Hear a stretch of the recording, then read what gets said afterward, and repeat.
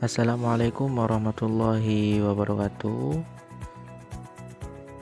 Bagaimana kabarnya semuanya? Alhamdulillah baik. Kembali lagi bersama saya. Jadi di sini saya mendapatkan tugas kuliah, yaitu tugas Mushaf Al-Quran. Di mana di sini saya akan mempresentasikan tentang judul materi saya, yaitu tentang sejarah Al-Quran di dunia.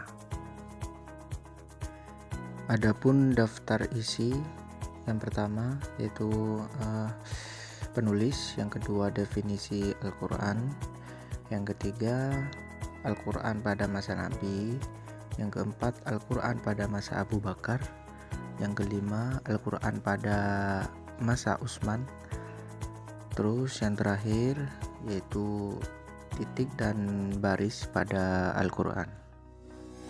Selanjutnya penulis ini Muhammad Rahman Haryanto dengan NIM 2041040100042.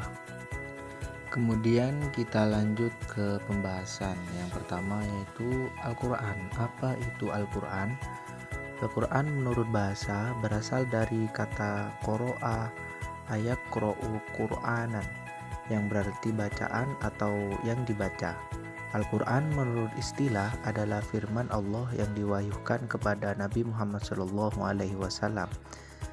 melalui perantara malaikat Jibril secara mutawatir, diawali dengan surat Al-Fatihah dan diakhiri dengan surat An-Nas, dan membacanya yaitu bernilai ibadah. Kemudian materi selanjutnya yaitu Al-Quran pada masa Nabi. Pada masa Rasulullah SAW, pengumpulan Al-Quran ditempuh menggunakan dua metode, yakni yang pertama Al-Jam'u fis Sudur, yang mana para sahabat langsung menghafalkan Al-Quran di luar kepala setiap Rasulullah SAW mendapatkan wahyu. Hal ini dapat dilakukan mereka dengan mudah karena kultur kebudayaan orang Arab yang selalu menjaga peninggalan nenek moyang baik berupa syair maupun cerita. Kemudian yang kedua yaitu Al-Jam'u fis Sutur.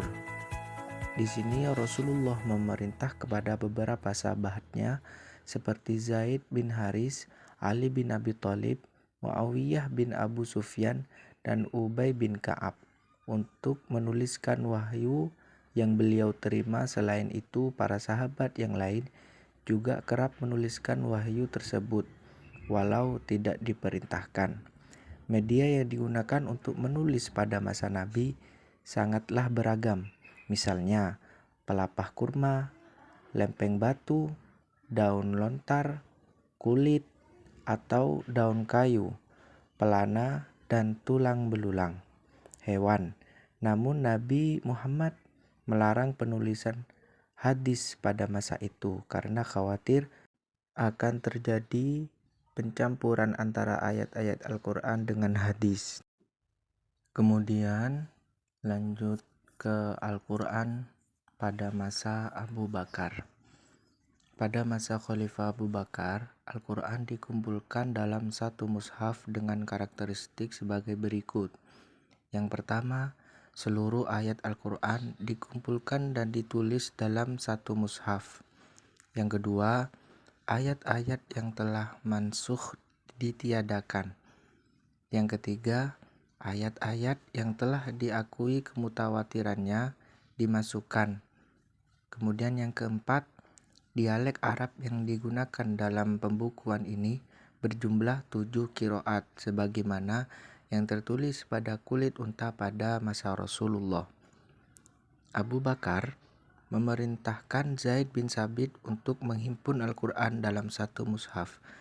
Zaid bin Sabit memeriksa Al-Quran dan menginventarisasinya dari catatan ayat dan surat yang tercecer pada berbagai alas tulis, seperti batu tulis tipis, pelepah kurma, dan hafalan beberapa sahabat penghafal Al-Quran. Selanjutnya, Al-Quran pada masa Utsman bin Affan. Pada masa kekhalifahan Utsman bin Affan, Al-Quran pertama kali ditulis dalam satu mushaf yang dikenal dengan sebutan Mushaf Utsmani. Pembukaan Al-Quran ini dilakukan untuk beberapa tujuan, di antaranya yaitu mengumpulkan lembaran berisi ayat-ayat Al-Quran dalam satu buku. Yang kedua, menyeragamkan penulisan dan pembacaan ayat-ayat Al-Quran. Yang ketiga, menjaga keautentikan dan keutuhan Al-Quran. Pembukuan Al-Quran pada masa Utsman bin Affan dilatar belakangi oleh beberapa hal, di antaranya yaitu keragaman cara pembacaan Al-Quran atau qiraat. Yang kedua, perpecahan di tengah masyarakat perihal versi bacaan Al-Quran. Utsman bin Affan membentuk panitia penyalin Al-Quran yang diketuai oleh Zaid bin Thabit.